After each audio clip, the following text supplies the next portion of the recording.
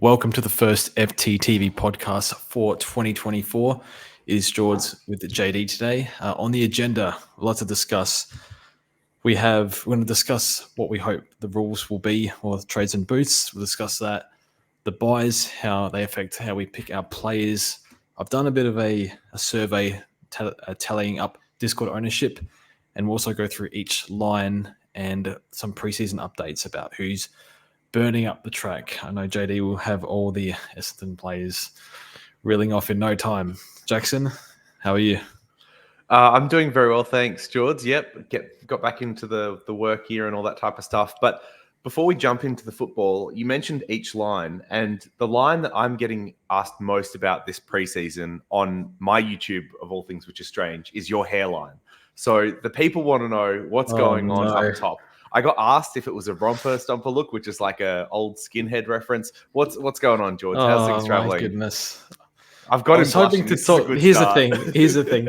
I wanted to go straight into footy because I wasn't too keen to discuss off season, but I had a bit of work done on the hair. You could save yourself. It's hair. You will not see that. I did it. I took the hat off for one episode of one YouTube, but it is still growing, mostly in the frontal area. It's didn't go to Turkey, went to Sydney because of the war near Turkey at the moment. But yeah, a lot of people seem to be doing it these days. Balding at 29 isn't great, but I can tell you about the day if you like. We can start off with that. I want to know why you came to Sydney and didn't mention anything to me. That's the thing I most heard about. One of my probably top 3 best mates is from Sydney, is living in Sydney right now, and I didn't even tell him. I was not you too, but I did not say a word. I did not tell anyone. The only person who knew was one friend, and because he kind of got it out of me, and my boss at work, because I had to tell him that I was going. So that was pretty much it. But I'll tell you what happened on the day if you like. Yeah. You can skip the next. Is this an interesting story, or should we just keep moving? Sort of. You can skip the next minute if you want, but yeah, no joke. So I remember getting there on the day, 7:30 a.m. It's like an 8-hour surgery, and then the doctor was basically like, you know what I'm like with pharmaceuticals, but like I was pretty stressed, pretty on edge, and he was like, "All right, Jordan, I need you to take this antibiotic and sedation medication," and he's like, "Yeah, it's very important." And I was like, "No, I'm not taking it." It's like, "Well, you need to take it." I'm like, "I don't want to take it. I'll be fine." So I didn't take it. So the doctor was a little bit worried about that. And then the nurse or the dude that was like plucking the hair follicles out, he's like, "It's pretty chill. Basically, the first 4 hours, just listen to music and lay down." As they like, what was the go-to music? Did you get to pick, or did they have something lined up for you? The guy, I was pretty nervous. I was just like, "Just play whatever, man." And he's like, he's a bit of a feminine dude, really nice guy, but a bit feminine. And he's like, "Oh, if you don't pick anything, we're listening to Britney Spears for the next 4 hours." So I was like, "Okay." I was like, "Okay, we're listening to just put some R&B on, please." So with just some R&B playlist, a bit of Craig David, which I was happy with. So that was the first 4 hours. And then the next 4 hours, like you have lunch. I didn't eat lunch. I was too nervous to eat. And then next 4 hours, I watched Seinfeld for 4 hours as they did the other, because they take their hair from the back and put it on top. So that was pretty much it. And then, probably the last thing was I needed to sleep. I did not sleep. I slept about 6 hours over 3 days, just because of the positions you have to sleep in. Mm-hmm. And it was pretty bad. I needed a head pillow, or like the traveler pillows. Yeah. So I was in Bondi Junction. Like there's a massive Westfield there, like 8 stories high. There is. I looked through the entire place. You couldn't find any travel merch. Not one. I found one, and it was a kid's one, and it was like a unicorn. it was like this big, and like I was going to put it on the plane. I was too embarrassed to bring it out when I was on the plane, so I just like leaned forward for 2 hours on the way home. And did they have your head bandaged up like a mummy as well? Yeah, dude. People were looking at me weird and stuff. I was like, just get me to the hotel and lock the door. Anyway, that's enough on that. We got to talk Supercoach, but yeah, this is the real journey people want to hear about this year. We'll be checking in, no doubt, as the year goes on. But where did you want to head first? Did you want to talk a little bit about the rules? Yes. So the rules should come out next week in terms of how many boosts and trades. I'm probably expecting the same thing. I don't know, but look, for 36 trades, 5 boosts. Yes. For me, well, I'll start with you. What would you like to see? Would you like to see any changes, or are you happy with how it is? Yeah, I can't remember if I ever made a video about this or if I just ranted on Twitter or podcast or something like that. But I found we converged too quickly to a meta last year, which was basically just use all your boosts really aggressively, use all the extra trades aggressively, and then try and coast to the end, which isn't a fun way to play the game, but is the kind of optimal way to win overall if you're going to have a shot at it. So for me, I wanted to bring in some way to stage gate either the trades or the boosts, or preferably both, so they kind of slowly release throughout the year. So you might have 10 trades for the first 6 weeks, then you get another 10 released in the next week, something like that, or do 12, 12, 12. Just so it meant that people had to ration things and kind of allocate the resource a little bit better. I don't think a change like that is going to be brought in the same year that we've got to adjust to round 0 and the different changes. The only question for me, I think, is whether they add trades. I don't see them taking them away. So I would imagine there is some discussion around, do we add them for the buy rounds early on? I don't think so. I think they'll just run it as probably what's happened with fantasy, which is best 18 and no extra boosts or trades to accommodate or navigate those buys. But we'll see. Maybe we get a little bit of a surprise there. I'm somewhat disappointed. It feels like both the formats will end up with the same answer, which, yeah, would have liked to have seen more differentiation and different approaches so we could try different things, but I feel like it's going to end up very same. But your take is that we've got too many trades, too many boosts in Supercoach. So what would you like to see different? Yeah, I just think back to 2020, 2021, even 2019, like, yeah, all those years had 30 trades. I know way before then there was like 24 and 20, but 30 felt right in the this day and age. Just it used to be really hard to get mids in, and now it's too easy because you got 3 trades. You just double down 300k, put another 300k on top of another 300k rookie, bang, you got 600k mid. You can do that week in, week out for the first few rounds. So it used to be quite hard to do that. And it just feels very fantasy on roids, where fantasy tactics are the way now. Hunt value is there. Maybe a couple fair price players, overpriced players, big no. So unless it's maybe a ruck or Gorn back in the day, Gorn Grundy sort of thing. So it's pretty tough from that point of view. So yeah, it just feels the game feels a little bit easy. Not everyone's on it's still there's a lot of good plays out there. It's still hard to win, but it's just easier to get the plays you want in. So that's why I think boosts are good, because boosts are part of the brand of Supercoach. I think they did a good job adding that sort of strategy to the game. I just think 5 is too much, because we only need boosts from rounds 2 to say 11. There's 12 you get the buy rounds. So 5 out of 10 weeks you're just boosting. So it's you're almost on unlimited trades on roids basically, because I don't think I saved a single trade, maybe 1 or 2 before the buys. I still finished the team, although I had Keys and Hobbs rotating at M8, I think, which was pretty bad. But still, I think it's, I played BBL this year, which I enjoyed, and they had 2 boosts in 9 rounds, and I had to actually think about boosting. Do I boost here? I had to plan it out.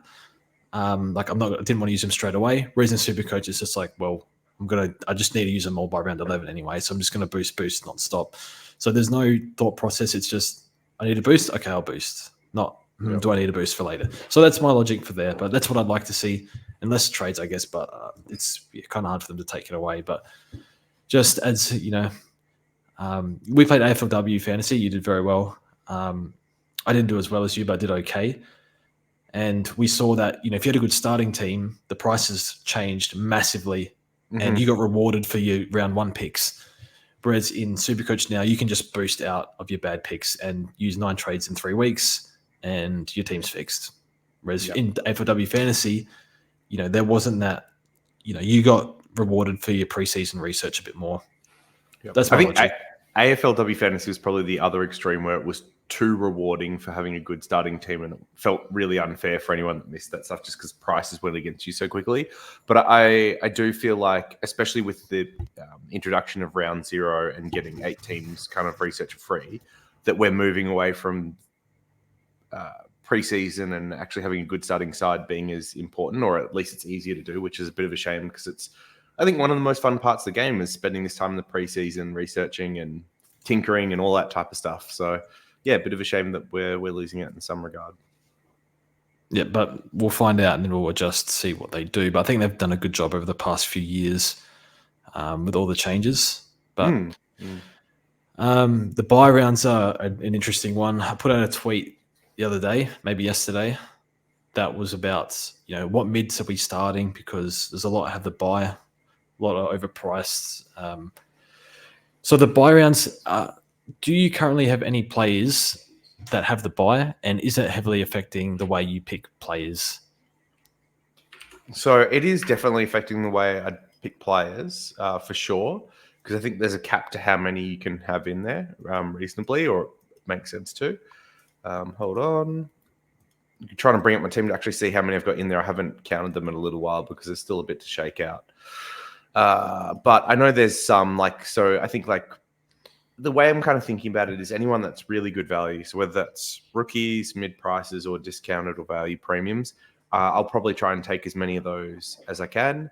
Anyone that's kind of at fair value, I'm probably going to pass on, just because you can get other at fair value mids that don't have the buy. So it doesn't make much sense to take them.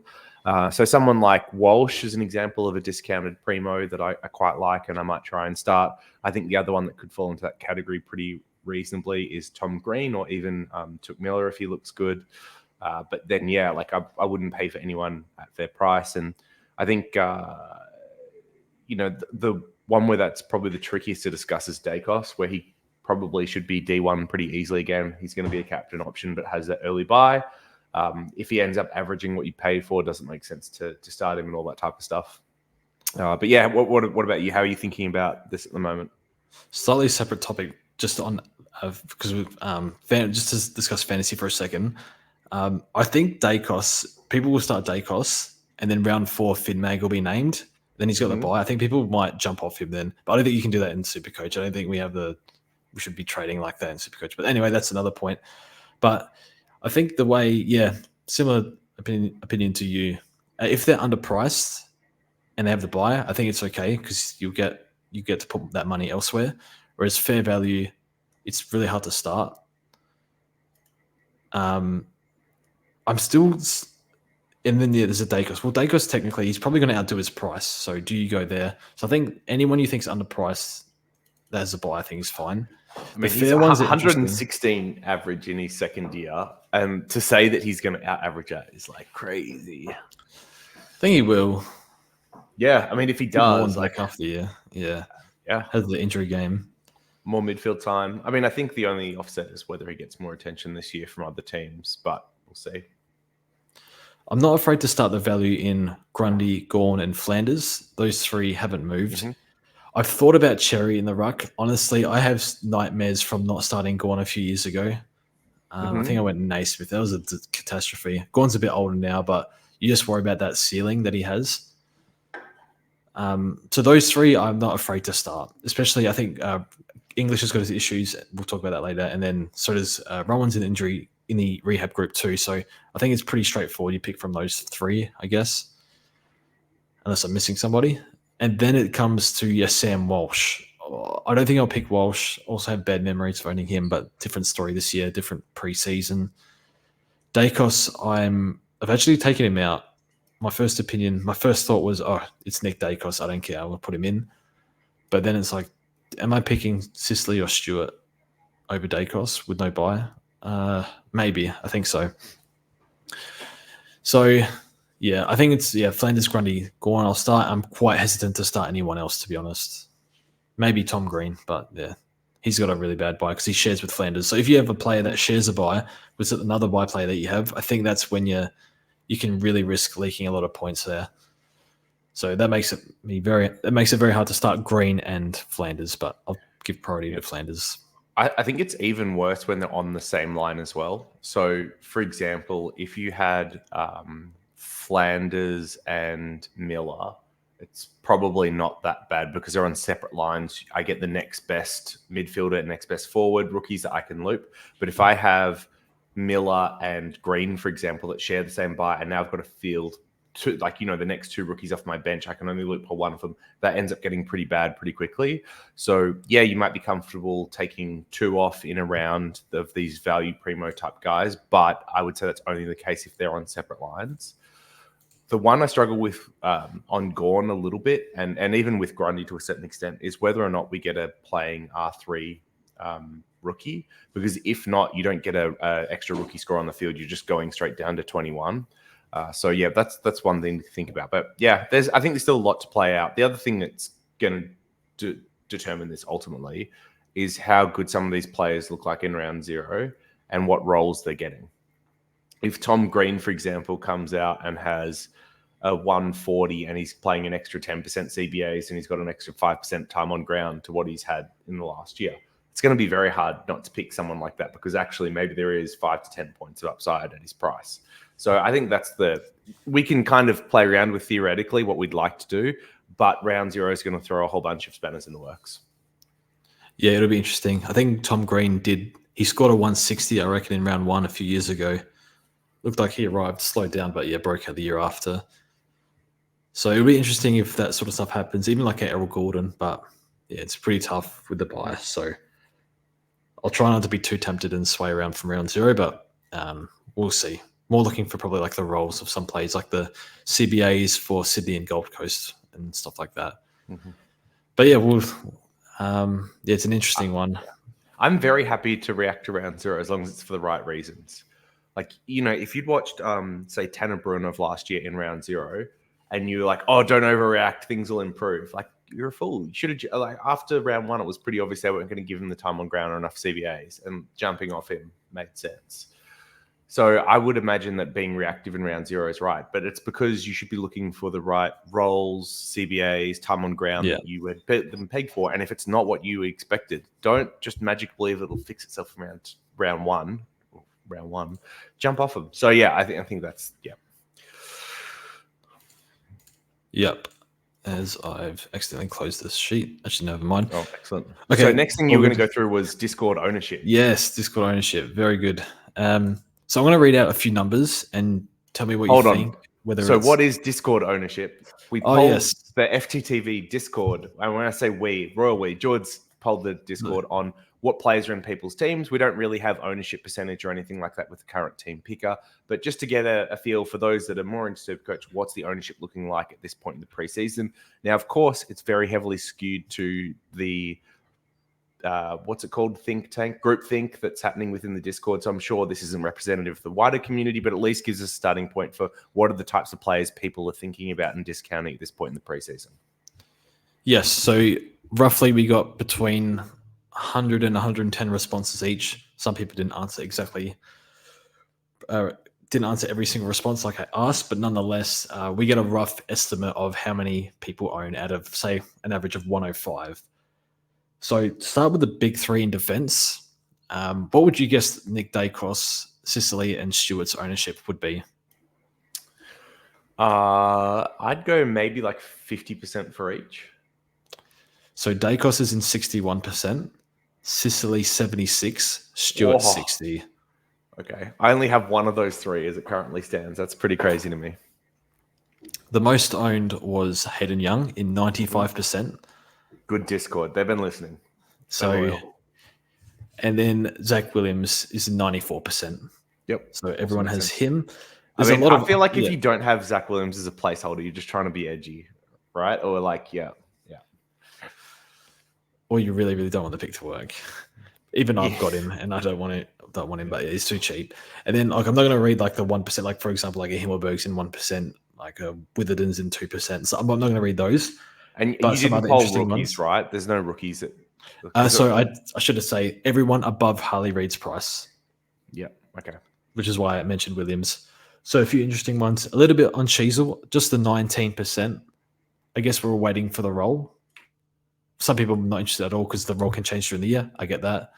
I think we're going to go through preseason reports in a second for what's the latest on these players. But Sheasel is one of those ones that has notes against him where the talk of him moving more up the ground and coming away from that halfback role as some of the other players from North's team trains in defense has probably scared a lot of us off. I was someone that was on Sheasel, but it sounds like he's going to be playing more on or forward of the ball than what we've seen in the last year. So I understand why people have been starting to fade that pick.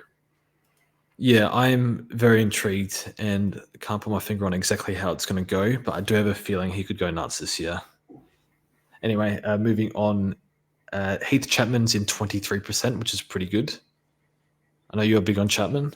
Yep, he's in my side at the moment.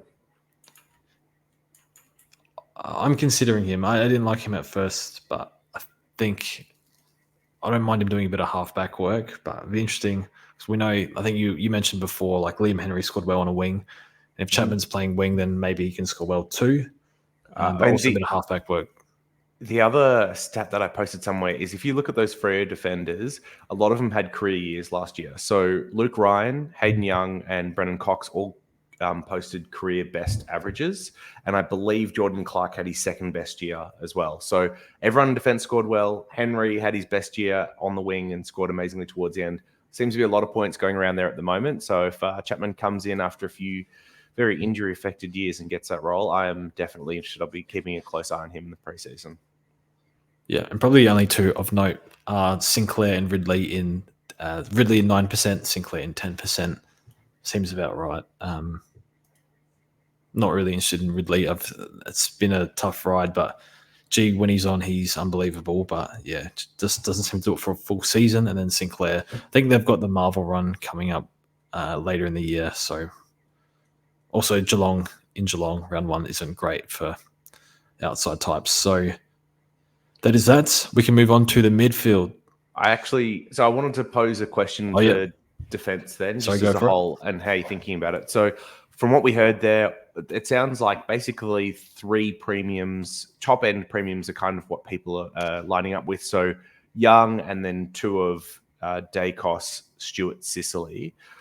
And I've been wondering about this because it does very much feel like that we've got, 4 or 5 guys from last year that finished up the top, especially, Dacos, Sicily, Stewart, that seem like they're going to be there next year. You've got Young as the obvious breakout contender. Is there any point looking for mid-price guys, either, in defense, or we'll talk about maybe some of the midfielders that could become defenders, or feel like a bit of a wasted effort because they're really not going to push into the top 6 with a lot of these already high-scoring defenders in their prime, and reasonably should push out more good scores this year? Interesting point you make. I think it depends it might depend a bit on the quality of the rookies, because I can see a lot of potentially good rookies. Doesn't mean they will be good, but there's potential there. Like a Nick Caulfield has done 75 plus in the past. What does he look like? I'd like to see it first. Marty Horsback, leading interceptor in the VFL. Gibcus might get a third tall role, not too sure. Dan Curtin put up good numbers in under 18s. So there's a bit to play out. Pink get a game as well. Zach Reed should finally get a run at it this year if his body holds up. And I'm sure we're missing one or two others as well. It feels like there's a fair few options back there, doesn't it? Yeah, even maybe O'Sullivan from Geelong looks like a good prospect. But and D'Ambrosio, who might get a wing spot at the Hawks. He's more like 224K, but that's another value. Yeah. And then you've got, of course, Williams and Chapman that we've already touched on. So, I think that's the one part that's hard. I could see a lot of the best rookies in cash gen coming out of that line as well. Yeah, apart from maybe a young Ridley and Sheasel, could be sort of a dead zone between 600 below and like a Chapman. So, for me, I'm very much a guns and rookies. Maybe, do you even call Chapman he's almost a rookie. He's a mid-price with 2. He's closer to a rookie price than a 400 range. So, it's very much go close to the bottom, go right to the top for me in defense. Okay, cool. Moving on to the midfield. Have a guess at who the highest owned midfielder is. Oh, I had not thought about this. I'll go Butters. By a mile, it is Zach Butters. Let's go. 95%. Whoa, is that more than Williams, you said? And Young even? Same as Young. That's nuts. So, okay. They got he's a good pick, but I don't think he's a 95% ownership pick, but hey. I think the buy has a bit to say there, and he's finished to the year, and a bit of room for CBA growth as well. We're doing the 61%. Who doesn't like Butters? So there's probably a clear top 4 here. Mm-hmm. I'll get you to guess again. All right. The next 3 to make up 4. Okay, so I will add in. I'm just going to guess them straight out, and you can tell me where I stuffed up. So I'm going to go Brayshaw and Walsh are still popular, and then maybe Green as well. Oh, actually, no, people are going to pick Bont, haven't they? So maybe I'll go. It's Butters, Bont, Brayshaw, and Walsh. Close. You'll be pleased to say that Bont is only 19% owned in the Oh, Discord. good. Yep, I'm I know very you're not big on pleased. that. Andy's at 69%, which is pretty high, which is interesting because I think Sarong's a bit more secure with the CBAs. But, I listened to Mariz Magic's podcast and they seem to think that he'd be better off spending a bit of time on the wing. They got Young in there. Brayshaw. Yeah. Where I does still think he'll get good. Yeah, where does their speed and outside run come from if it's not Brayshaw then? I don't know, sharp. No, not like it in the center rotation. Oh, because Sarong's not exactly dynamic, and Young, I don't find him particularly explosive. Or yeah, I don't know. Okay, I haven't listened to Selby's latest yet, so I'm keen to do came that. out today. That's gym session tomorrow. But I think I still think he'll get ample CBAs, but slight drop maybe. Still got they got Young and Strong and O'Meara, who shouldn't be playing, but whatever. Yeah. So yeah, Brayshaw is 69%, Walsh is 60%, and the next one is LDU at 56%. Yeah. Okay, so far LDU. This is my midfield so far. Butters, LDU, Brayshaw is like first three picks in my midfield. So then there's a bit of a drop off. A little bit of Jordan Dawson at 28%. Took Miller 22%, Steele 20%. A few believers still there. And then we get to the glorious 490k zone of Matt Crouch and Amon. So hang on, have a stab at these two. How many teams is Amon in, or is it percent, and Matt Crouch? I'm guessing Crouch, you've convinced 60% of the Discord to pick him, and Amon is probably still sitting in like maybe a quarter of teams, 25%. I wish I was that influential, but Crouch is in 30% of teams. Amon's in 31% of teams. So oh wow, okay, that's very, very close. Okay. So a question for you is, I mean, there's a third name that's popped up and probably wasn't as popular at the time, which is Nick Barton, and he's also similar price. How many of these guys do you think you can reasonably start in? Amon, Martin, Crouch, around that price mark? Is two too many? I don't have enough data on, or any data on Martin aside from the training session, but I think you can run two. Because Crouch is quite cheap, and he did 108 last year. Yep. And Amon did, I keep forgetting, it's either 106 or 108 with Sicily in the side once Amon started getting kick-ins. So if you can see, like, Crouch could be a cheap M8 or a buy flip because he has the last buy, and Amon you're picking as a keeper. Obviously, you want him to hold the role. I think you could go two. If they're all value, then I don't see why you couldn't go all three. I think two feels like you're hedging a little bit more in terms of like going all three might be a risk because there's a reasonable chance that Martin loses the role. Maybe Amon does. I don't think he will, but it could happen. In games with kick-ins, Amon averaged 107, 6 games. Okay, I think Sicily missed one of them. He did. And so taking that one out, it's even a higher average. It's 109, I think. Yeah. Okay. So I'm a believer in the Amon pick and the Crouch pick. So I have both, but I don't have enough to work with Martin yet. But he seems like the type to rack up no problem. Yep. Okay, cool. Just looking at other stats, is there anything else standing out? Laird's in 11%, Petrarca's in 8%, and Tom Green's quite low. He's in 19%, Sarong 15%, Gordon in 6%, and then everyone else is below 5%. Did you poll any of the guys in the 300k range? So I'm thinking Paddy Dow, Sheldrick, not popular. Okay. So I did not do Paddy Dow. I did Wardlaw and probably Sheldrick. For good reason. Yeah. Okay. So Wardlaw's in 3 teams. Yep. 3%. And Sheldrick is in fans 1. showing up. Sheldrick's in Oh, one, and it's in my team at the yeah. moment. I'm a 'Cause Sheldrick lover. I had I him for went a while down. as well. I went down to 12 premiums, and I didn't know where to spend money. So it's sort of a placeholder at this stage. But when you look at the numbers in the TOG, it's pretty crazy what he could do. Mm-hmm. But a lot Yeah, of it is what he could do, not what he will do. So his that's points why per I'm going to get round minute's zero. insane. It just depends on whether he gets a proper CBA role, and it's harder to see with Adams coming into the side. But as you mentioned, round zero, let's go.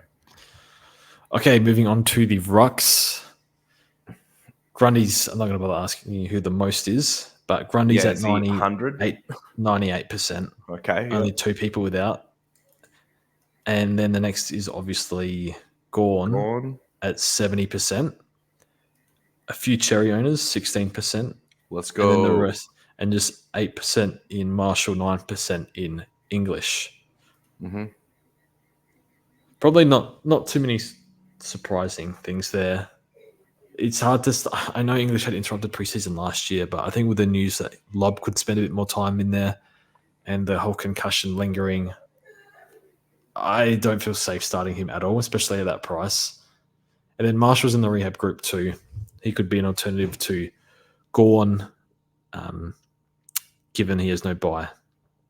Probably out averages Gorn for the year, I think. Does he? Who do you think averages more to Gorn and Marshall? I would have Marshall ahead probably, especially with durability coming into play. Yep. So yeah, I think the Rux is very much a do you go Cherry or Gorn? I feel like people going down that, making that decision.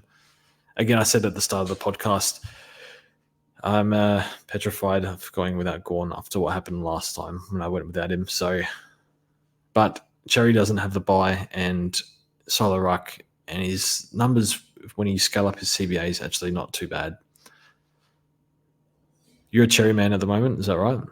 Yeah, I do have Cherry in the side at the moment. I mean, obviously the injury stuff from last year's a risk, but yeah, spot on with the when he was getting CBAs or as lead ruck, he scored very well. I think there's a lot of upside at his price. The question is whether there's enough upside to go him over Gorn, especially given that Gorn is probably going to be a keeper at his price, but Cherry may require another upgrade still. So yeah, you may get a bit of extra value out of Cherry potentially, but if it means an extra trade at some point in the year, should you've just started Gorn? And that's what I still need to grapple with and answer myself before I lock in a side. But once again, round zero, free look at Gorn and Grundy. That'll go a long way in helping make these decisions for me, which, as I mentioned, strips the fun out of the game a little bit, but it is what it is. Yep. We'll go to the forwards now. I'll just get you to guess 2 players. So actually, ask you first. Who's higher owned? Flanders, 98% or 95% or 90%. Okay, yeah, Flanders 96%. Yeah, all right. And then McRae makes sense as the next pick. And I'm guessing it's probably, I know some people aren't into him as much. I'll go like 85%, something like Yeah, that. 84. Yeah. And then Billings is in 76%. Mm-hmm. And I feel a little bit sick looking at this, but guess what Fisher's ownership is? 60%. It's 48. Oh, that's kind of lower than what I thought. It's higher than what I thought. Mm. I've dropped Fisher for now. I'm a bit worried about what happens long term with him. Mm-hmm. So I'm probably not going to start him, but the role looks glorious. But we'll see. Anything to add on Fisher? No, it's a placeholder pick. If he gets the role, then I'm willing to take a dip. If he doesn't, I'll move on pretty quickly. I'm not wedded to it. Yep. Everyone else's ownership's pretty insignificant above the Harley Reid price. But do you want to guess Taylor Adams' ownership? I hope it's less like single digits. I hope it's done 10%. It is 2%. Yeah. Okay. Which is sort of surprising. I thought a few would go down that route, and I've ruled him out for myself, but I think there's a world where he's a decent pick, but I will not go there. Yeah. I mean, I have a feeling people are just putting in placeholder picks at the moment with the forward line anyway until we see more in the preseason. You know, even like McRae, Fisher, Billings, all these guys, it depends on what we hear from between now and round one and whether or not we get other guys popping up that potentially have good roles. Like, for example, we heard a little bit of Fife in the midfield. That's a little bit of fun chatter. There's been rumors about whether Baker plays in the midfield. So, there's a few guys like this that could pop up and earn spots in our side. It feels like most of the forward line is just placeholders for now. Yes, we'll find out a bit more. I forgot to mention this guy, but can you shed any light on the viability of picking Elijah Sardis? Is it too early to tell that, or what do you think?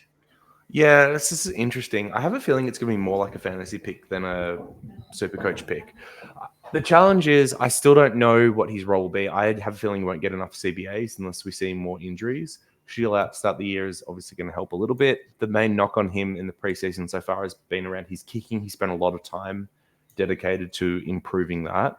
Will he outdo what he's priced at? Absolutely. The 250k marks, very cheap. It's like 45 average or something like that.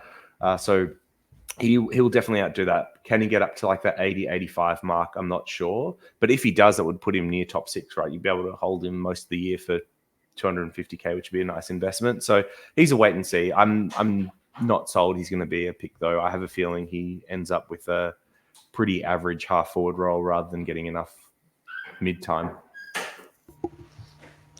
Yep. I'm keen to find out. Sounds like he's a very hard worker, so always interested when he gets singled out like that. I know Merritt said he could surprise a few, so I am definitely keeping a close eye on Sardis. Now, we can move to the next topic. So we got preseason reports, or we can go through each line briefly.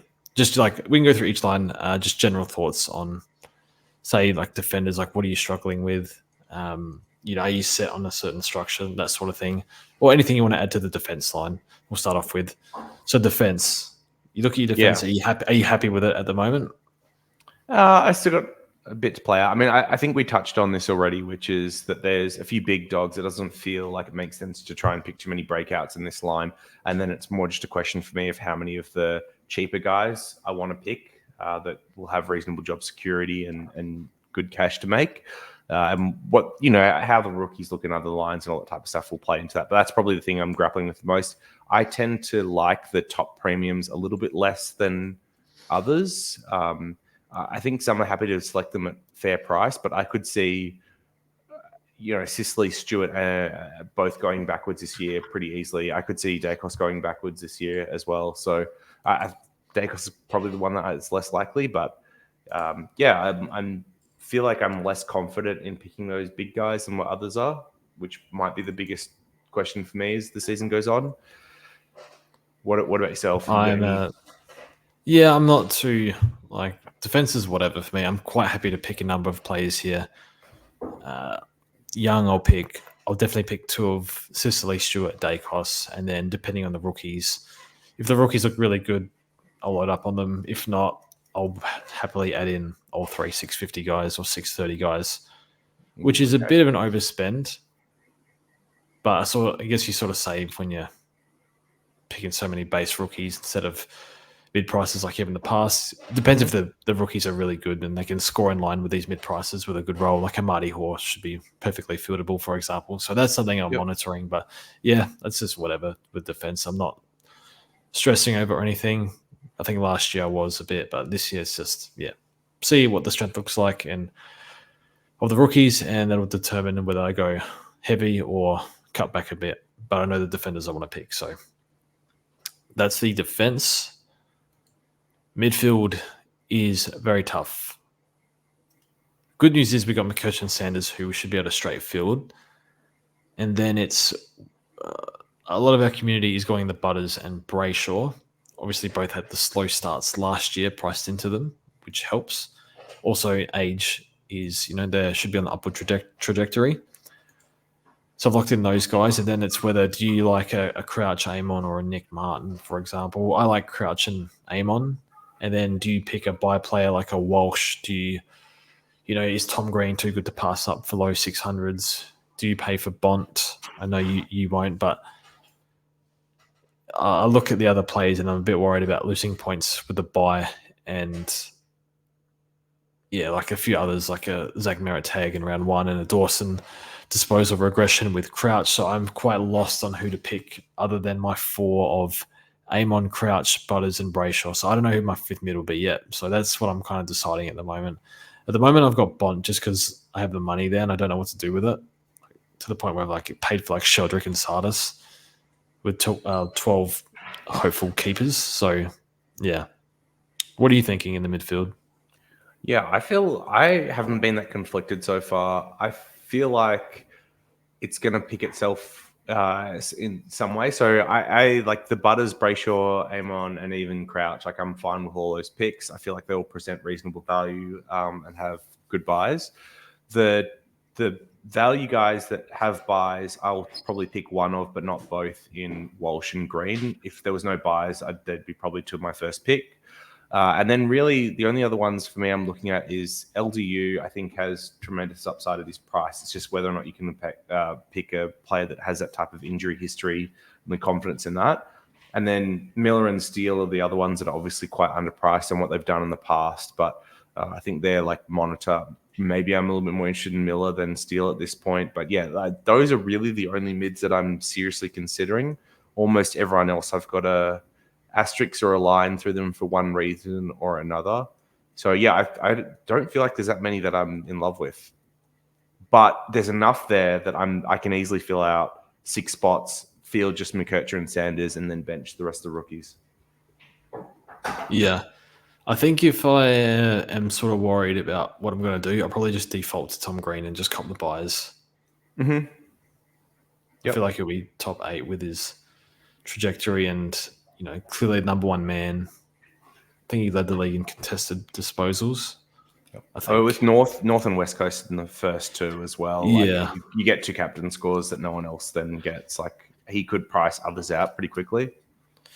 Because players can get away from you pretty quick in the midfield. I think we probably haven't seen massive breakouts in the midfield of the past few years in terms of, like, you got to remember 2018. I'll never forget Jack McRae was like a 105, 110 guy, and he went 140 for the first 8 rounds. You do feel like maybe like an Errol or Green. I'm not saying they will do that, but you could see them going on a run of something like that. Mm-hmm. You do wonder if anyone does that at the start of the season. And, especially if they have a buy coming up, and they've got like a low break even. I still think it's probably too hard to trade in someone right before the buy. You don't have to start them if you're going to pick them at all at that stage of the year. But I do wonder if that sort of happens and throws a bit of a spanner into our plans. So I think that'll be interesting to see. The other thing would be, okay, say we field McKercher and Sanders. Do we get a decent M8 to field? Like Jeremy Sharp scored okay in the past. Jai Clark, if he plays, I think he came on as a sub one game and he had like 7 tackles in low tog. So can he score? I don't know. So it's something to keep an eye on. But otherwise, move to the rucks. I mean, I'm in that situation. Like, I'm happier to have one of those guys on my bench. So still have McKercher and Sanders as the 2 on-field rookies. Have a Clark or a Sharp on the bench, and then knowing that I'm going to have to field some players through buys early on, such as when Walsh is off, know that they're coming on then. So I don't know. I've got some comfort around being able to do that. You'll be able to loop them as well. Especially someone like a Sharp who does seem like a boomer bust type pick. Like being able to loop him early seems nice. Yeah, we saw O'Driscoll on a wing probably a few years ago now. Had a few spike games, a few down games too. But if you get the spike game covering Walsh, you're laughing. So moving to the rucks, I think, we sort of spoke about this, but I don't really have much to add. There's 4 to consider for me, which is English Gone, Grundy, Cherry. I feel like Grundy's the most obvious inclusion at the moment. And then I wouldn't start English at that price. So when there's enough value elsewhere, so then it just comes down to Cherry or Gone, I think, for R2. That's really, it may be quite simple, but that's how I'm thinking about it at the moment. The only thing I think could throw a spanner in the works is if, is it Conway from Geelong takes the ruck mantle and Sweet, gets the role oversold for whatever reason, and then all of a sudden you could go like a rookie R2 strategy. But that's a lot of what ifs. Yeah, rookie R2. I can see some people pivot like the week leading into round 1 if they get named and stuff, or there's injuries around them. Be interesting. I don't think I'll go there though. I mean, if you hear that Gorn's had like an abductor issue and Cherry's, I don't know, had a foot flare up, and Conway and Sweet are available, I could see people pivoting. You could pair I them could both also if they see both flight to play. safety though in English. Like they could, yeah. Yeah. And if she hits the fan, you got the buy rounds to best 18 to lean on for, was it round 2, 3, 2, 3, 5, 6, I think. Yep. Gather around round 4, I want to say. But yes, that's the ruck line. And then the forward line, I don't think it's as okay. It's pretty bad for the premiums, but it's dire, man. yeah, It's so bad. It's so bad. There's no options in here. Even like McRae, I'm a bit iffy on. Yep. I mean, like if there were other options, I wouldn't start McRae. I wouldn't even look at him twice. Yeah, like if we had last year, McRae in last year's pool, knowing what we know.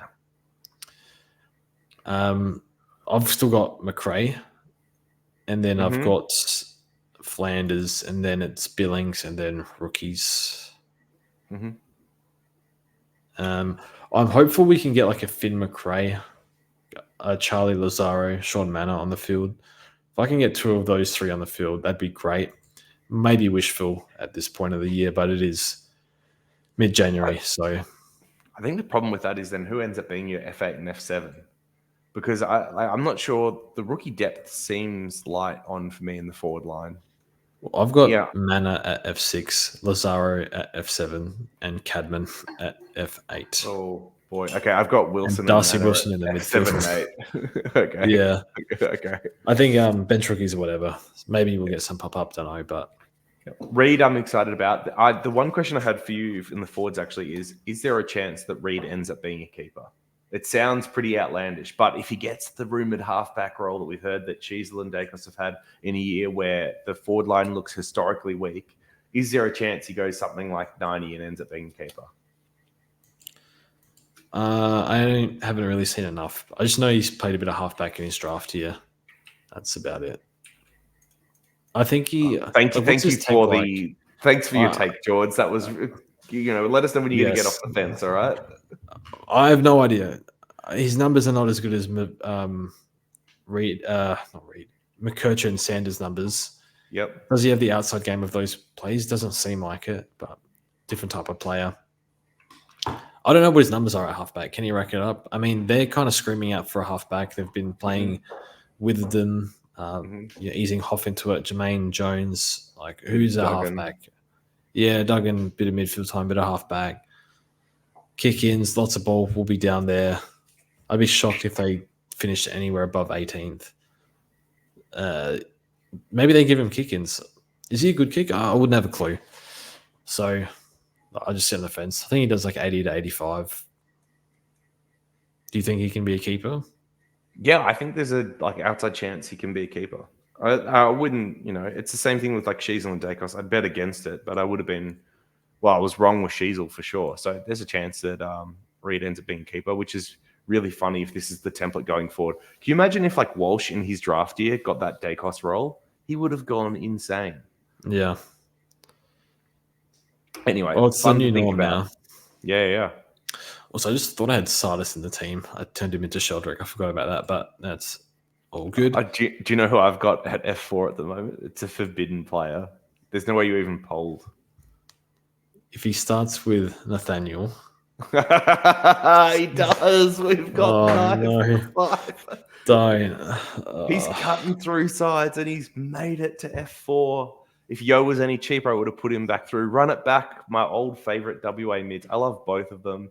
They're injury prone as all, but Fife, rumours he's playing in the midfield, that's enough. I just need one rumour that there's a sniff of a CBA and he's back into my team. Are you being serious? Oh, he's in at the moment. Yeah. If he survives the preseason and he's got a CBA role at 280K, I think I'd be crazy not to take the punt on him. Yeah, that's me all over. Well, at least he's last year he was going to be a forward. Round 1 happened, disaster. At least this year he's actually planning to be a midfielder. But gee, I don't like the odds of him staying in the park. At least he's cheap. Just trade him out. He had one game with over 80% time on ground last year. he scored, or he had 54 CBA, 54% CBAs in it, and he scored a 96 in Supercoach. What amazing value. Don't ask me about the other 10 games he played, but in that one game, wow. I just need 6, 7 of those from Fife. He's got the good buy. We love a good buy. He's going to have 10 buys in the year, mate. That's all right. Once I trade him out, he can have the rest of the season off. Maybe you can just keep him, and when he comes back, let him sit on the bench for a couple of weeks, and when he comes back, play him on the field. Anyway, that's those plays. So last 2 things to go over, preseason reports. I'm just going to read out basically what I've read on Twitter. I think most of this stuff is official, like actual journalist reporting, not Big Footy. I think. But we'll go through it. Good as source. They do the same thing that the reporters do. They go to the game and watch. And actually, I've noticed that sometimes reporters get the names wrongs of players because they're wearing different jerseys numbers or they're not familiar with them. Whereas the Big Footy diehards, they get that stuff right. So don't knock on the Big Footy preseason reports. The only thing that they fall into the trap of, and there are particular boards, North, where it sounds like every player is like they're going to be a premiership side. It's just not the case. There's no negatives. Everyone's looking 10 out of 10, taking it to the next level. So that's the only problem with Big Footy is that we see our teams in rose-colored glasses and there's no balance. But I feel like they do just as good a job as the reporters this time of year. The funny thing is, when I read Essendon's board, I feel like it's very negative. And, yeah. Well, we've been conditioned for 20 years. It's funny. That's why I asked him about Sardis. What's the most likely? He's probably busted. Oh, there's so much negativity on his kicking. Yeah. Oh, yeah. It's spiraling bad already. They said that someone went to the training and said there was a massive sigh when he kicked it out in the fall in the crowd. It was open training. That's right. Can you imagine how deflating that would be for the poor kid as well? Far out. I thought he showed something last year. So I'm not I think he's got the stuff that makes a good player for sure. It's just how quickly and how much he has to cop to get there, which is unfortunate. Yeah. Okay, moving on to some preseason reports. I'm going to read out just a line on each player that I've found. Some will be already known. So my first point here is Young. He's playing inside mid or training for it. I guess we know that. But there's other stuff that you might not have seen or the listeners might not have seen. So I'm going to read everything out and then you can comment on, don't have to comment on everything or we'll be here all day. But just quick comment on anything that that takes your interest. So Hayden Young playing inside mid. So Harry Sheasel has been playing basically everywhere in training. Bit of half back, bit of half forward, bit of midfield. Ridley says he'll play a similar role to last year. Might have to man up every now and then. This is an unofficial one, but Angus Brayshaw trained in defence with a non-contact cap. Obviously had the concussion issues last year or from Maynard. Chapman's done a bit of work on the wing and halfback. We saw JL say about training on the wing, but also, halfback as well from training watches. Zach Williams didn't train this week because he was sick. I don't think I needed to include that, but did anyway. I would like to. Any chance you can. I'd like to hear something. So apparently Marty Hall is having a good preseason and Gibcus is tracking well. Anything? There are some players that you're absolute haters on, and I wouldn't be surprised if we see certain Bailey Humphrey news, which has nothing to do with football performance later on. Humper's all right.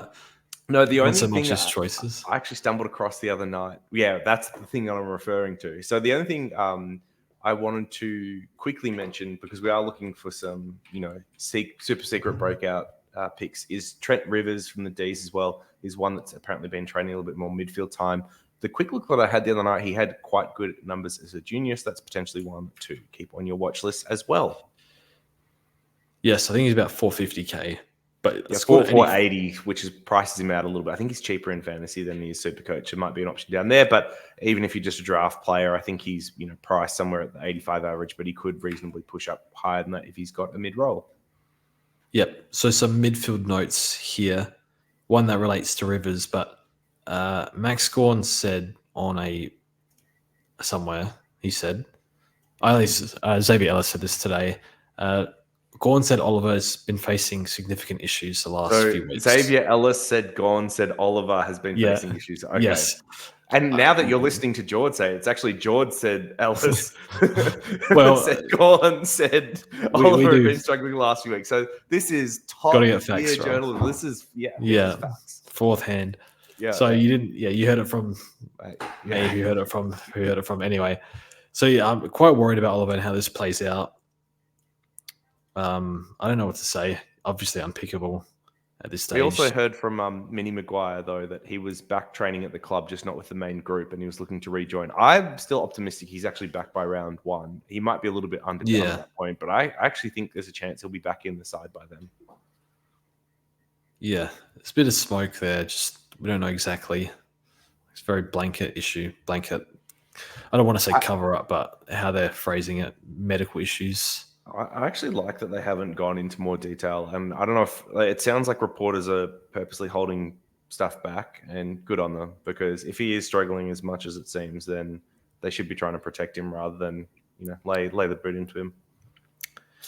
Yep. Bontempelli played match sim on Monday, but just ran laps on Wednesday. Mm-hmm. So technically not full training, but better than last season. I don't know whether to be concerned with that or not. Sam Walsh. Look, I think slow start to the year is fine. Like generally, we say if they've had surgery and they only rejoin at the start of this year, it's fine. So if he's already in full match sim, then I think that's all right. He should be fine. Yeah, there was a report. I think David King said Sam Walsh looks stronger. So that's pretty much all I've heard on Walsh. But yeah, I think Carlton supporters very excited about him this year. Will Day obviously injured with the foot issue. The timeline is not certain. Seems like he's a chance for round 1 though. So I don't know how we can talk up like a Ward or Connor McDonald just yet if Day's going to be back early. So yeah, one thing to note. Steele looks to be moving better than last year, which is a good sign. Nick Martin's playing half back. Also, Amon training at half back. And around Amon, D'Ambrosio is training on the wing. And Weddle has spent time both on the wing and half back this preseason. And he's getting talked up. He is someone that apparently looks like he's going to take his game to another level, which is good because I love Weddle. He was great to watch last year. Yeah, excited for Hawks will be very happy with him. Matt Crouch on him. Pedler and Rochelle are training with the forwards. They've done a little bit of centre bounce work, but they're like with the forwards group. So that might heighten people's confidence in Crouch. Is there any talk about where Sloane's playing this year? Because that was one of the ones that took up CBAs last year that it's just like time to move on. He is a hammy at the moment. He's done his second hammy this preseason, which is pretty worrying. That sucks.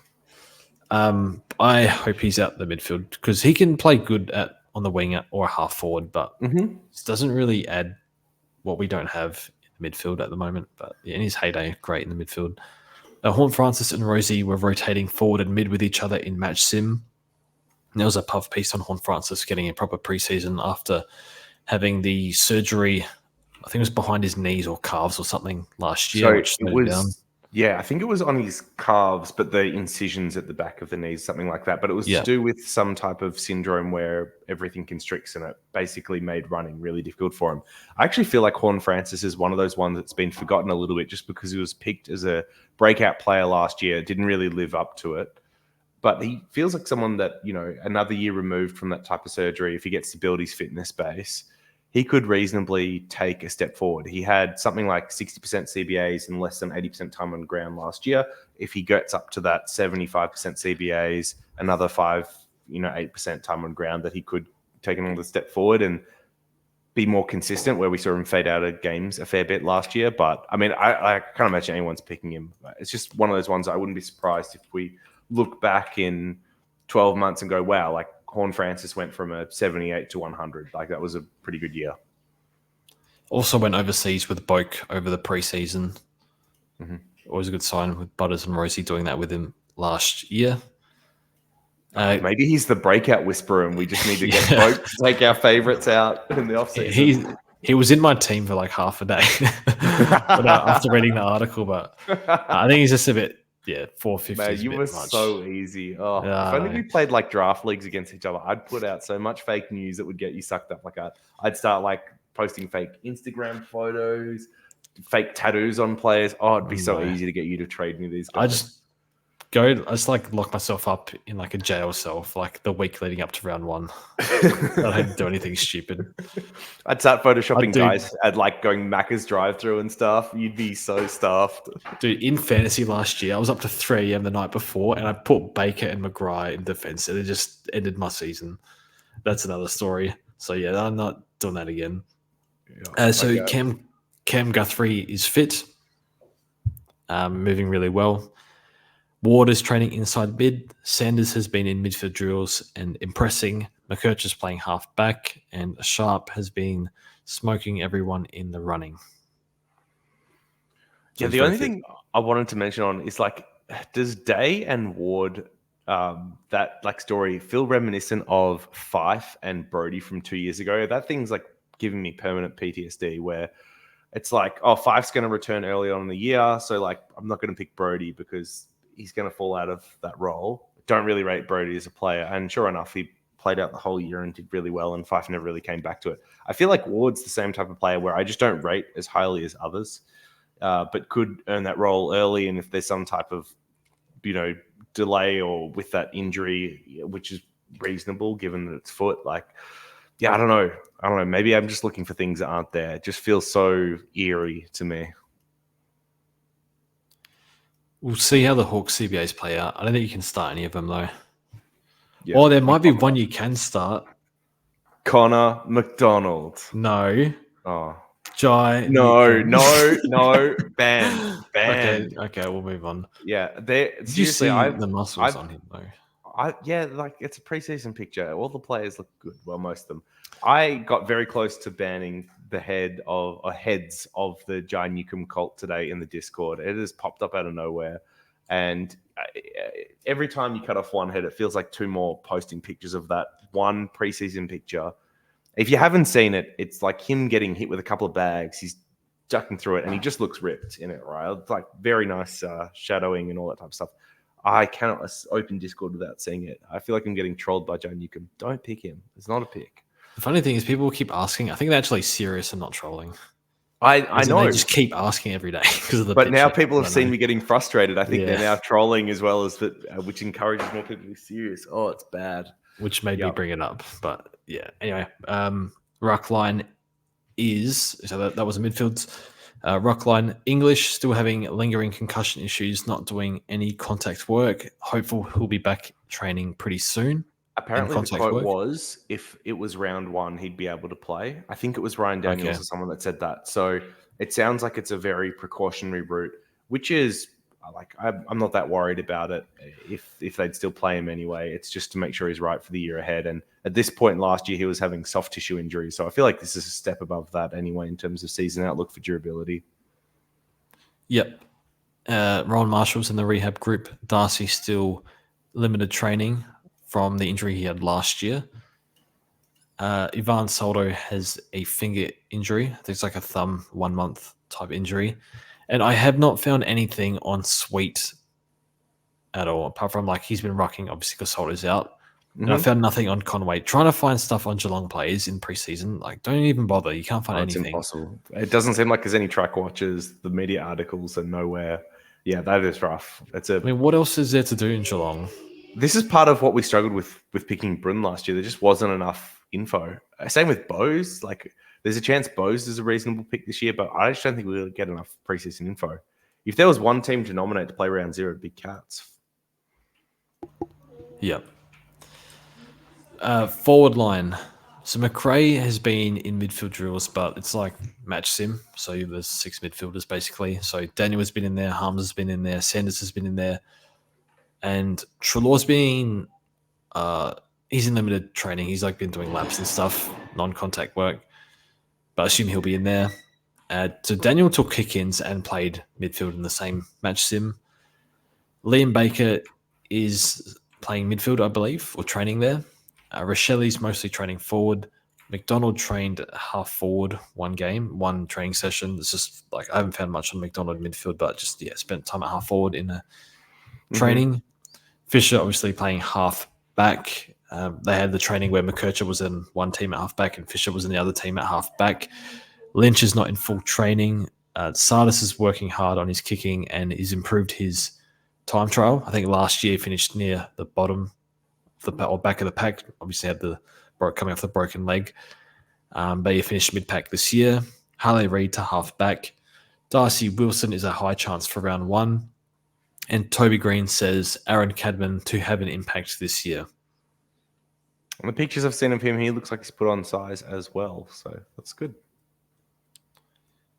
Interesting to see if any mid prices pop up at some point. Yeah. I mean, as we mentioned, the big news for the forward line, which you conveniently left off here, is that Fife is getting that midfield time, which is what we love to hear.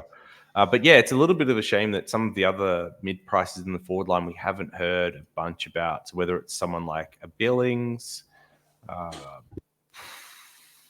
there is someone else that I had in my mind that has gone as well. But yeah, like those types of players. Maybe. Yeah, Dev Rob's another one we haven't heard a ton about, although I don't know if he had some setbacks in the preseason. I feel like he's got like a wrist hand issue from he got injured in the finals last year and he's still not training properly because of it. Yeah. So it's a little bit tricky with some of these cheaper guys because I'd like to be able to pick more of them. Comben was one that we're excited about. I think he's had some setbacks as well. Elijah Hewitt was one that had been mentioned. He's got a hamstring injury. I want to say it feels like everyone at West Coast has got a soft tissue injury at the moment. Harms is another one we've heard a little bit about, but not a bunch. So, yeah, it's a little bit tricky because there's lots of guys in this forward line. Oh, James Jordan was one I was thinking of from the Swans as well. Lots of these guys in this 200 to 300K range that I think will end up shaping our forward lines and as a result our teams, but haven't heard a ton on any of them yet. James Jordan was a second in the time trial, something like that. He was second in the time trial behind Goulden after return from Christmas. Yeah, that's right. Good memory. So that's the training reports. Might have missed a few things, but yeah. Well, next pod we'll have much more stuff because I dare say every night I come home and first thing I do is get dressed and then check training notes. Why aren't you dressed when you come home from work? Is there something you should... How did you pay for the hair transplant? As in get home, clothes are... It doesn't matter. Sticky or whatever. I feel like trying to explain that made it worse. Yeah. Look, we have some questions from the Discord. Oh, we do too. How would you like to share them? And look, I'm going to save your mutes for later for Newcomb posts. Yeah, I'm going to read those out as we go. Actually, there's two others as well. Like Jai Cully looks like he'll come back a couple of months in, but I've heard conflicting reports with some saying he'll come back earlier. And then Finn McRae is another cheap one, which we've heard some positive signs about him in the preseason as whether he could get a role as well. So yeah. Denog asks, why will Liam Baker be pick of the year? He'll be pick of the year if that CBA role eventuates. Uze holds him in a position and he actually gets a decent average off the back of that. The question here is, what's the maximum number of round 0 primos you can put in your side? Have you got a maximum number, George? 5. I feel like the conversation we had earlier kind of is nuanced enough. It's not about having a maximum number. I think it's about balancing across the lines and with those rounds and whether or not there's alternative picks against it. Is Gaundy the ruck combo to go to? It sounds like if you go by Discord ownership, it is absolutely where we're leaning to at the moment. Can you see yourself reasonably moving away from that combination, George, outside of injuries or anything like that? No. Is Heath Chapman a trap? If you asked me a week ago, I would have said yes, but I don't think so anymore. So do you think that Wangani Malira and Sinclair cancel each other out and could either and or both be starting picks or even pickups later in the year? Okay, so Nasai Wangani Malira, for some reason I kept tabs on this, but when he played away from Marvel or in the rain, he scored not much. I think maybe he scored okay at MCG, but yeah, in bad weather or away from Marvel, nowhere near as good as Marvel. And they have the Marvel run coming up. And in terms of cancelling each other out, well, I think it depends on the split of Sinclair's mid and defense time. Maybe we get an indicator of that in the preseason, but I feel like he's been training more in training more in the midfield is Sinclair. So maybe they give a bit more responsibility to Nasaya. For what it's worth, I'm picking neither. Do you have any thoughts on those two? I looked at Miller a little bit in fantasy as an option this year.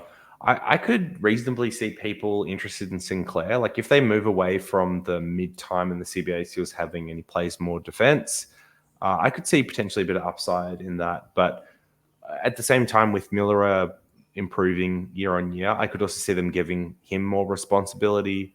He was already eating quite heavily into the kick-ins last year with Sinclair, kind of sharing about 50-50 across part of the year. So I don't know. I feel like I don't feel like I'm going to get burnt by either of these players, and I'm probably just happy to pick them up when the time is right. But yeah, Miller is someone that I did look at a little bit at fantasy. I may reconsider that as well. All right, is Caleb Daniel a potential pick? Potential, yeah. Well, he can be moved around, so I'm a bit worried about that. So I probably avoid and keep an eye on it.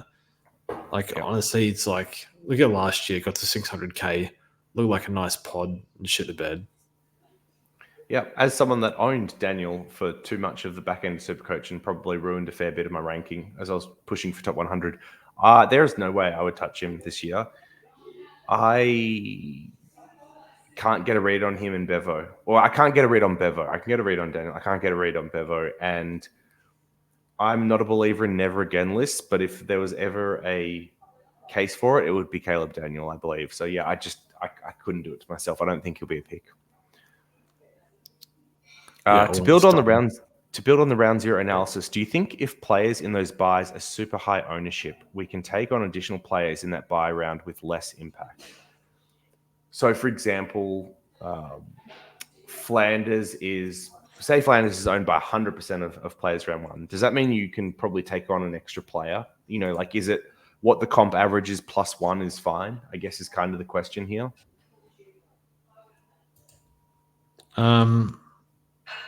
I don't understand the question.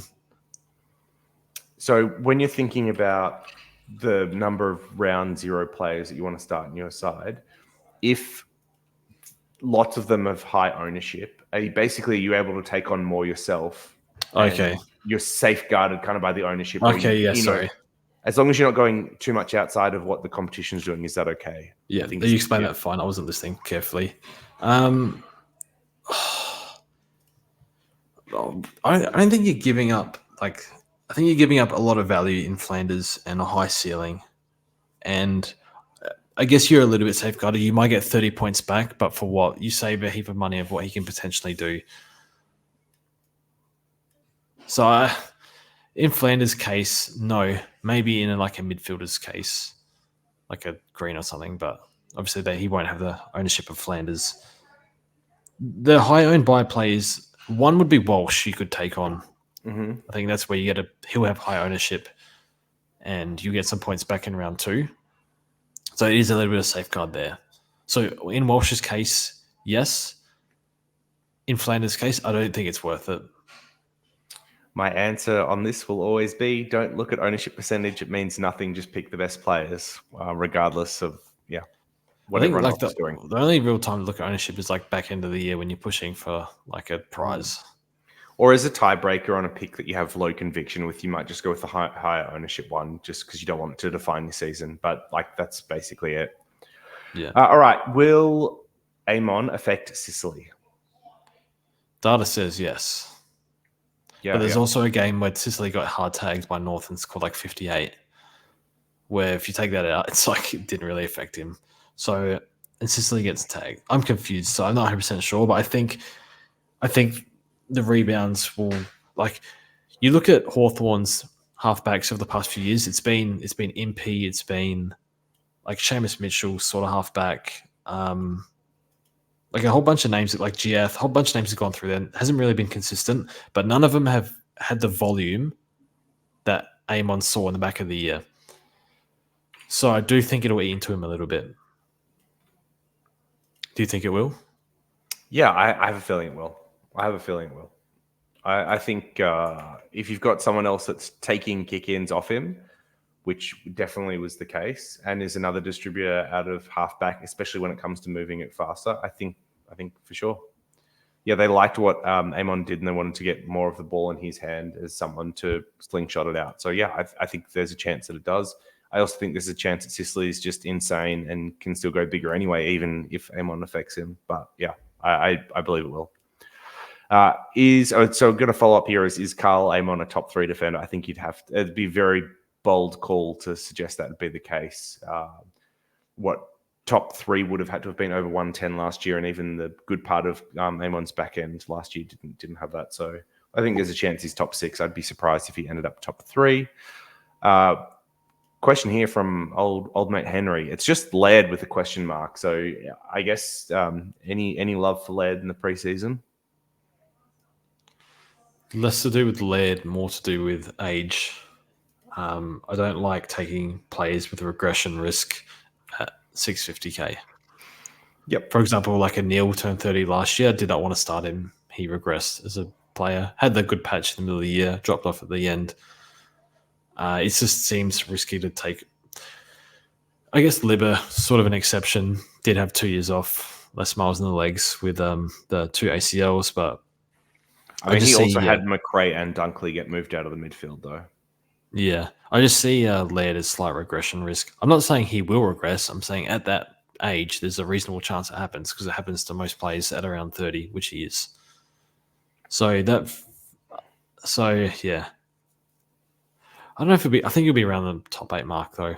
So I think it's okay, but it's just as a general rule, I wouldn't pick a 30-year-old at 650k.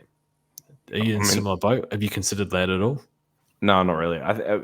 It's obviously discounted compared to his best, but I think Crouch affects him. So yeah, I just find it hard to see that as being beneficial for him. All right, Ollie Wines is trading in the guts at only 463k. Anyone looking at him as an underpriced pick, given he played majority wing last year? No, what Brownlow year did 110. Yep, it's a waste of time. I mean, and in his Brownlow year, it was him and Boak as the 2 top CBAs with 80%, whatever it may be. He's now in a midfield with Horn Francis, number 1 pick, very highly touted. Rosie and Butters. Butters, would have been close. Well, he was close to winning the Brownlow last year. I think he tied 4th, I want to say, with Goulden. So even if he gets more CBA time, he still had 50% last year. Even if he gets up to 75%, do you see him going back to that 110 mark? I can't see it. So that's I'm out on that one. Could Marcus Windhager be a pick? So what, 320k defender mid, I want to say, for the Saints? Apart from a shirtless pick, I haven't really seen anything on Windhager. Is he training? Do you know where he's training? I believe it is. No, actually, I'm going to guess. This is one of the ones that's been on my list of is he training at halfback or more on the ball? Yeah, I think I can't give you an answer for this because I don't know his role.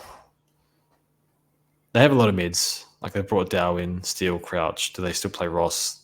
Do they put Owens in there? I think Owens been training forward. Like Philippou, I'm guessing they'll give a little bit more minutes to. So do they play Sinclair more mid? Maybe room for Windhager halfback. It's just hard to see a path where he's like top 3 defender, or I guess could be the 3rd distributor. But there's no clear path to like a high volume role. So I believe he could be valuable depending on what role he ends up, because the position he was playing at the end of last year was what they settled on once Sinclair and Wangan Miller had landed more in defense, right? So he scored pretty well in that position. He tonned up, I think, for his first career ton in those games as well. So I could see him going 85-ish. He's one that's been talked about as having a really good preseason along with Machado, I want to say. So, yeah, I could reasonably conceive that he continues to improve. And his price is brought down by some of those early games in the year where he was subbed or playing sub, only had 15, 20% time on ground. So, priced at 58, I could see him getting up to the 80s. I think he could be a pick for sure. It just may be that we have better options in defense. That means that he isn't necessary. Cherry is a stepping stone. I think that's yes. Like, do you see Cherry as being a keeper, or is no chance? No. Yeah, because ultimately he probably has to outperform what English Grundy, Roma gone. Yeah. Even someone like an Nankervis Darcy Wicks. or Witts. Witts could return. So yeah, I find it hard to believe that he would be a keeper. So yeah, I think he'll end up being a stepping stone. So there's a little bit of conversation around the idea of buy flipping primos after the early buys. So this would be, I presume, something like starting Tom Green, owning him for his first 2 games. When he gets to his buy, trading him to someone like Walsh coming off his buy, or another primo that might have started well that you've missed. I think this is kind of something that the Supercoach Insider guys, shout out to them, floated as a potential strategy early on. Is this something you'd look at? To me, it feels like if we got an extra 4 trades and went up to 40, then yeah, this may be an option. But Lord have mercy if we go to 40. Not really. I feel like trades are better used. Yeah, I do wonder if, like, go set up a scenario. Day cost is 700k. He's about to get fin magged and have a buy. Do you sell? Yeah. Okay. Yeah, I would. I mean, if Sam Mitchell's coming out saying like, yeah, we're going to tag him into the ground, like he is going to be up his rear end all day. Yeah, why not? I think you could. It depends as well on where the rest of your team's at, and this is always the hard part with planning trades before the season's even started.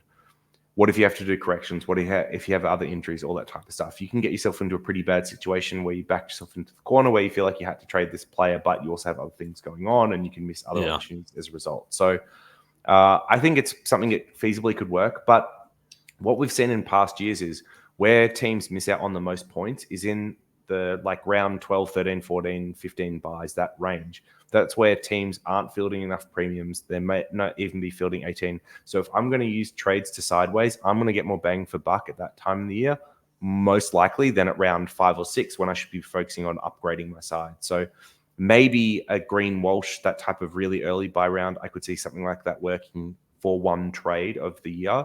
But if I'm going to be buy flipping, it'll be later on. I don't think it'll be there. Yeah, like a Matt Crouch, for example, plays the last buy. Good flip. All going well, but yeah. These things never seem to go to plan. Okay. I don't understand this question. Are you guys willing to sell FTTV if Luke Beveridge is sacked? I don't think there'll be any Cricket. buys. We need a cricket soundboard. I don't know. I think that was meant to be a joke. I'm not sure. For $100,000. All right. So we've already touched on this, but is it viable to start all 3 of Nick Martin, Amon, and Crouch? If you think they're all good, then yeah. But I think you'd hedge, and even 2 is kind of risky. So I probably wouldn't. Yeah, the hard part is, and this is what I was kind of going with this defenders a little bit, is Martin and Amon. You're picking them to get defender status in round 6 and then moving them back as keepers.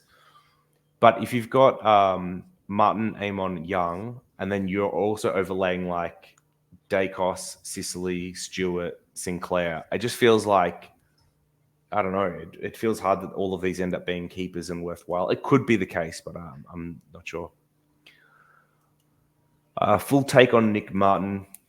You already mentioned you don't have too much on him. I think he's one of those players where if he was given a Dacos style role, he could easily average over 100 and be very much worthwhile to pick. But we don't have enough information to say that's what they're doing. Essendon, of course, has other distributors in Ridley and Redman and even McGrath to a lesser extent.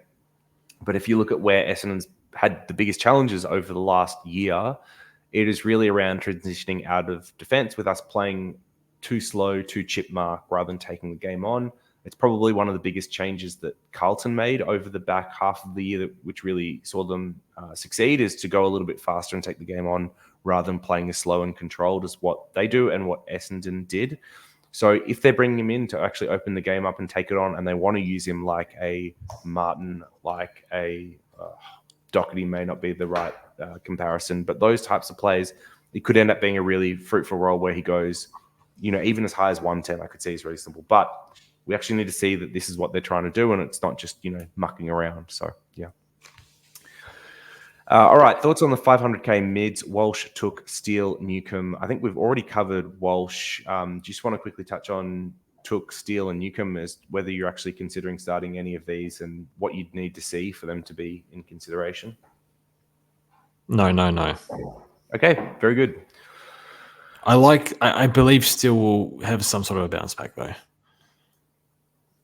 That's it. That's all I have to say. All right. Can you talk about the discussion on Martin, Amon, and Crouch? Obviously, very popular conversation in the court at the moment, and around how Amon and Martin are probably better picks due to it being easy to be a top 6 defender than a top 8 midfielder. Is this the right way to think about these picks, George?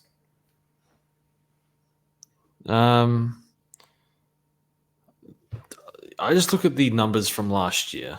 So Crouch 108 in the midfield, Amon 109 with Sicily, and that's sort of what I'm hoping for. Now, does that fall into a keeper bracket? Well, I'm hoping to like get extra points by flipping Crouch. So there's a chance, and there might be a world where I like blow all my trades and have to keep him. So it's sort of a fall safe there. So that's sort of how I view it. Not so much like are they going to keep it or not? Just kind of hopeful they will be. If not, we'll deal with it when it comes. But their value. A hard-hitting question here. What is your favorite Pokemon and why?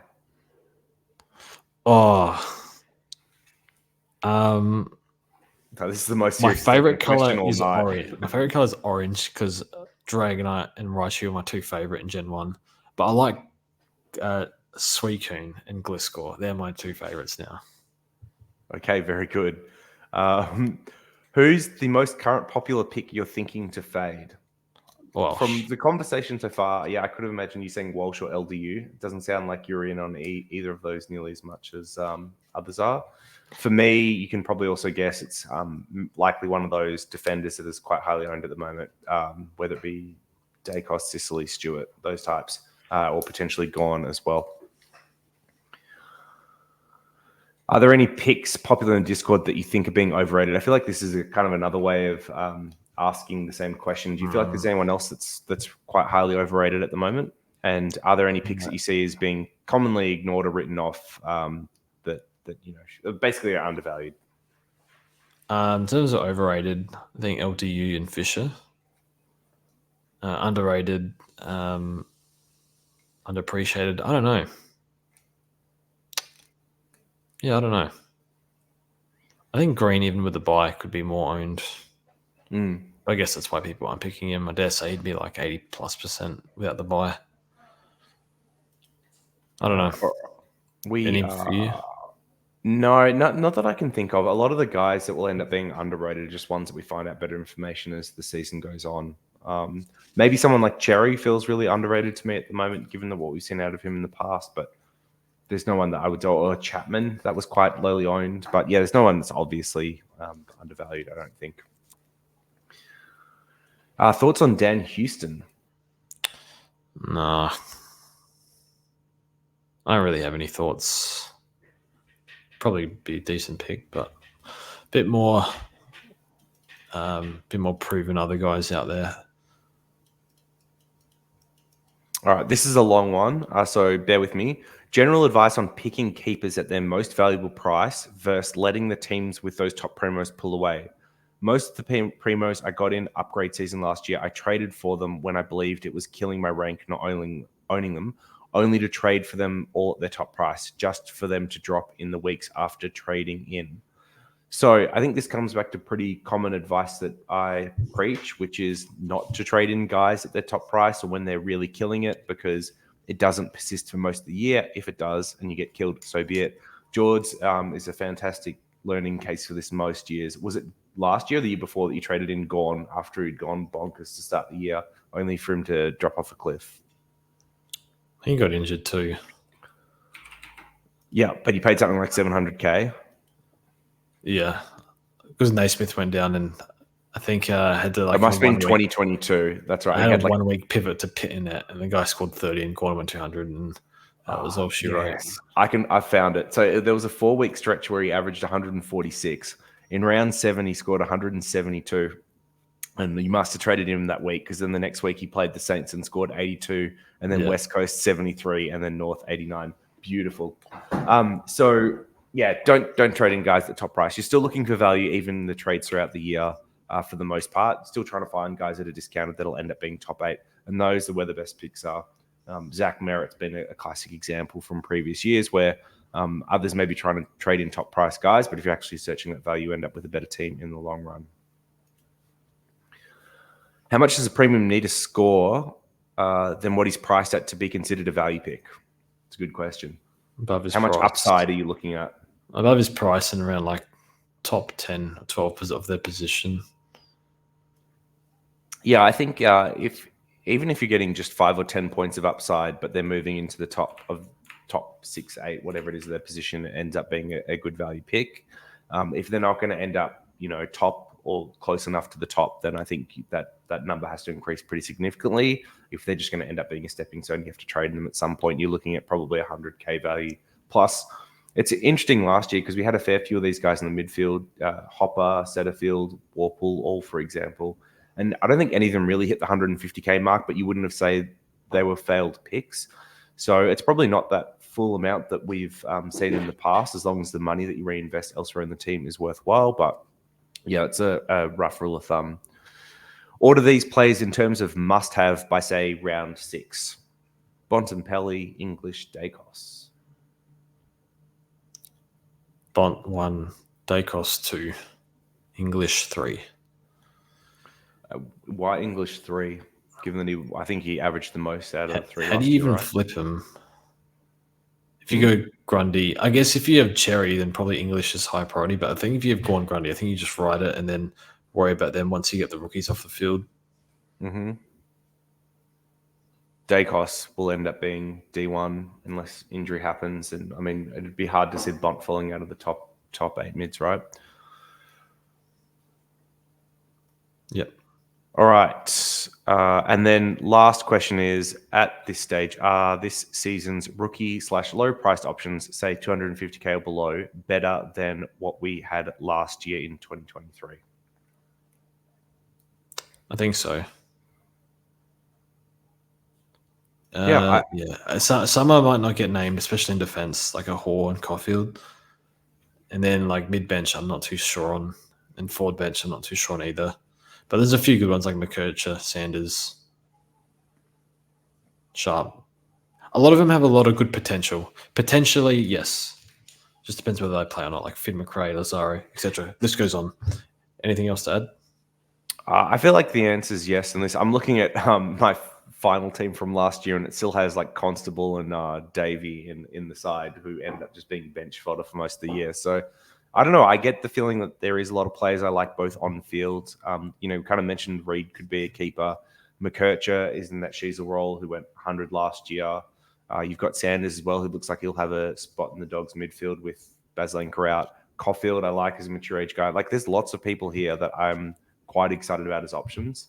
And then on top of that, we've got players like Zach Williams, who's an absolute bargain. You've got Billings, who's potentially a really great pick as well, Chapman, and others. So, yeah, I think I'm quite excited about this crop. I think rookies aren't that bad. The spot where it seems to be softer for me is in the 250 to 450 range, where I felt like we had much better options last year. That feels like a bit of a dead zone as of right now. That may change as the preseason continues, but yeah, that's where I'm at. I feel like the rookies is pretty decent. I'm not sweating it too much at the moment. Yeah, I think so too. All right, so we cut NO, but managed to add probably another half hour to the pod. Is there anything else that you wanted to cover before we sign off on this lovely Thursday evening? No, it's good to talk again. Good to talk Supercoach. Okay. I've been pretty slack with content, which is weird because I've been like researching like mad, probably like more than previous years, and the plan was to not research as much. But here we are. But no, nothing much to add. Looking forward to the new rules, if there's any. And yeah, not too far away now for Supercoach. So I just hope I don't mess the team up too much before round 1, and we should be sweet. I feel like 24 hours out, you should be handing your password over to like myself and NO, and you'll have to submit change requests so we don't let you fuck up your side. Yeah, I think something physical restraining might be a bit more reliable method, but yeah, we'll see. I'm keen for this year. Disappointed about how round 0 pans out, but I think it adds a bit of strategy, which is not the worst. Yeah, we'll see. Hopefully the AFL fixes it for next year, but I get the feeling they won't. We can wrap it up. Thank you, everyone, for listening. Good to be back, and yeah, we'll see you shortly. Peace.